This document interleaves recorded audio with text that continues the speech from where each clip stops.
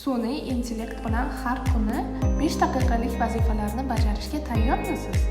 Tasavvur qiling, kuningizni samarali o'tkazish uchun atigi 5 daqiqa yetarli bo'lsa.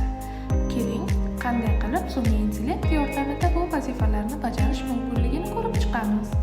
Har kuni ChatGPT bilan biror yozma insho, reja yoki topshiriq tayyorlang. Bu sun'iy intellekt yordamida fikrlaringizni tartibga solish va ijodiy jarayonlarni tezlashtirish imkonini beradi.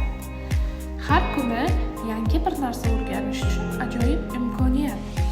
Notion AI bilan rejalar tuzing, eslatmalar yozing va matnlarni tahrir qiling.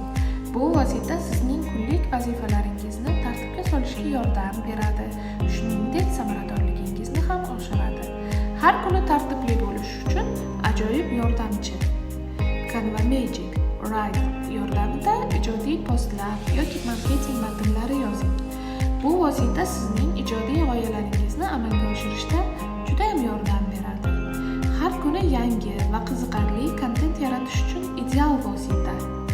Tom AI bilan esa har kuni biror bir slayd tayyorlang, dars yoki loyiha uchun.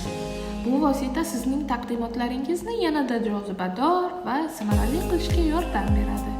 Har kuni taqdimot ko'nikmalaringizni oshirib boring.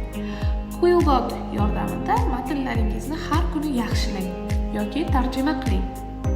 Bu vosita sizning yozma ko'nikmalaringizni rivojlantirish va matnlarni aniqroq qilishga yordam beradi. Har kuni o'z ustingizda ishlang.